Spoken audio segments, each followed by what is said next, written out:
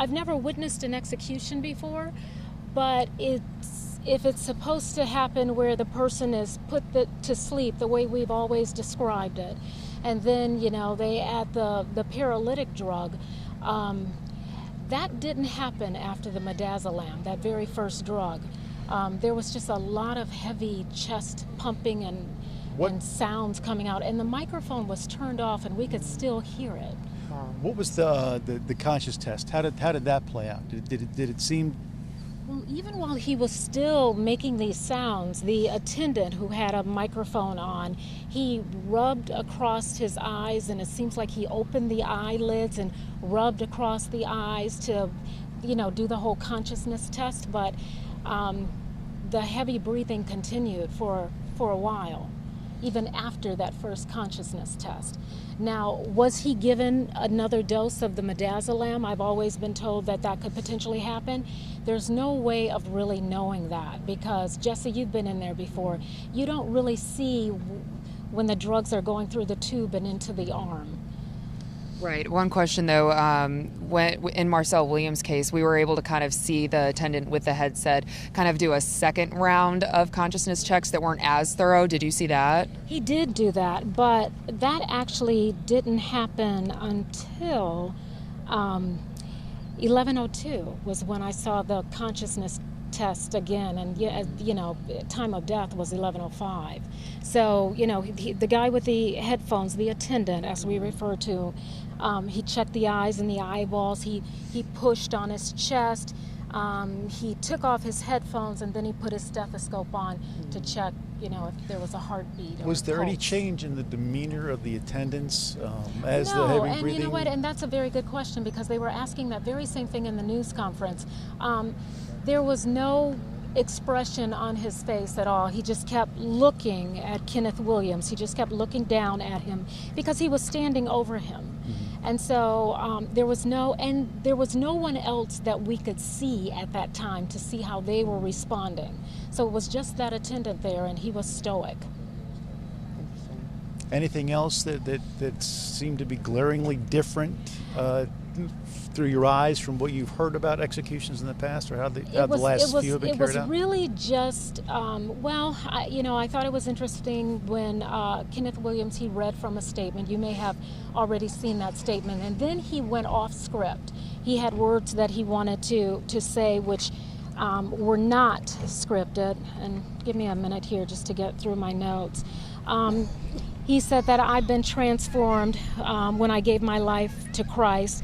I can't undo, but I ask for your forgiveness. And he said my last spoken words will be to God, spoken in tongues. And then he started speaking in tongues. And if anyone's ever heard how that sounds, then you know what I'm saying. I cannot describe that. But then at the end, as he was speaking in tongues, he said, the words I speak will forever, and then his words start to trail off, and it seemed like he was going to sleep at that point.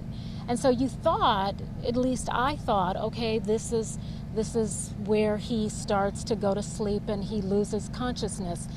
And maybe during that time when the chest was moving up and down, maybe he was unconscious. Maybe that was just the way his body reacted to it.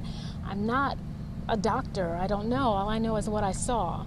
So it was after that we started seeing the chest going up and down, and because of that, it was making his head move also. There was no expression, though, on his face. It didn't appear as though he was in pain. His hands were never clenched, but it wasn't what I expected to see in terms of a smooth execution. And then Kelly Kissel was in the room with you. He was also in the room with me during the Marcel Wiliams execution. What was he saying during the press conference in comparison to the Kenneth Wiliams one and the Marcel Wiliams one? He said, well, he did say to us before the news conference, he said he had never seen one like this before. And he has witnessed a total of 10 executions, to be exact. He said he's never witnessed one like this before.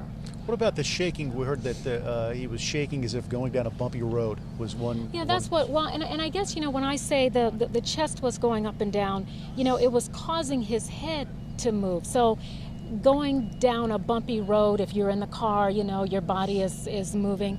It was kind of like that. And those were Kissel's words. I don't know that I would have used a bumpy road to describe that. What really I noticed more was just the chest. You could just see it just moving, and for such a long time, about 4 minutes total, at different rates of pace, if you will.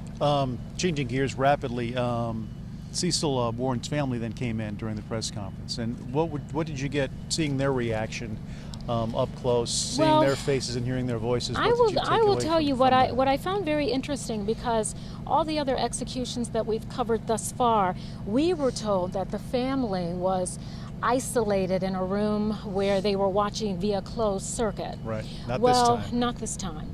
There were about 7 people I counted, because as soon as it was over and the curtains were closed, they asked that the family leave. So the family was the first to leave the witness room, and I counted the number of people that left, and it was 7. I'm pretty sure it was 7. One of them was Cecil Boren's wife. She was wearing a mask. I understand she has cancer, so she was wearing a mask, and I recognized her from the story that Mitch McCoy did, and Mitch told me that she would be wearing a mask and she wanted to be in that room.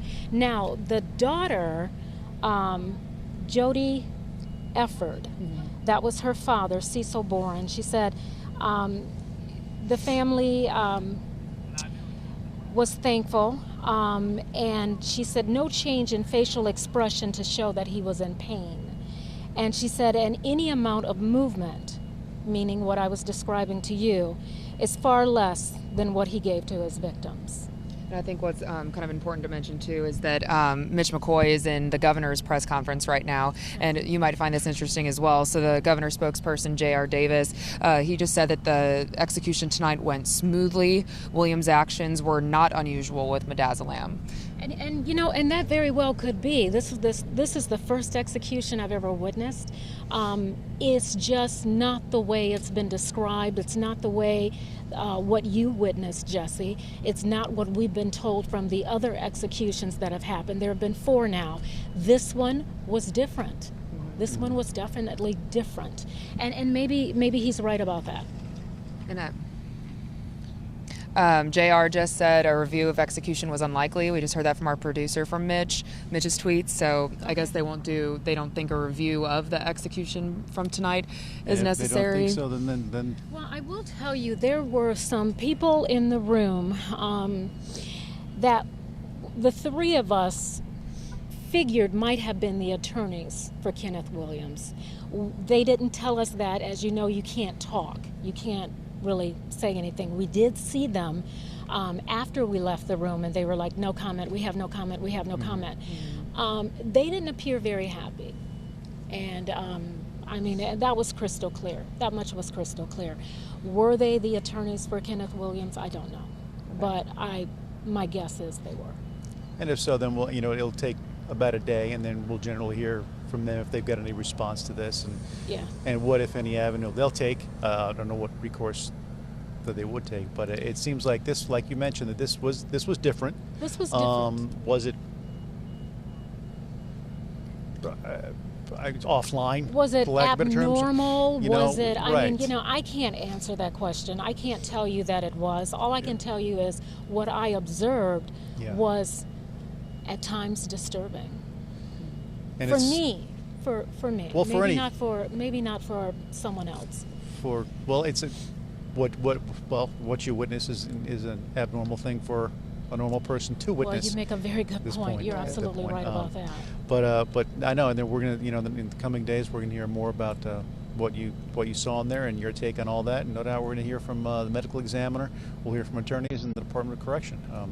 But this is now the 4th execution in 7 days in the state of Arkansas. And this is the last one. For now, right. until they announce there are more. And how they'll be carried out. Yeah. Because the next few days that drug midazolam expires, and all executions will be on hold until we figure out how to move forward. Yeah. Exactly. Well, thanks so much, Donna, for sharing your experience. We really appreciate it.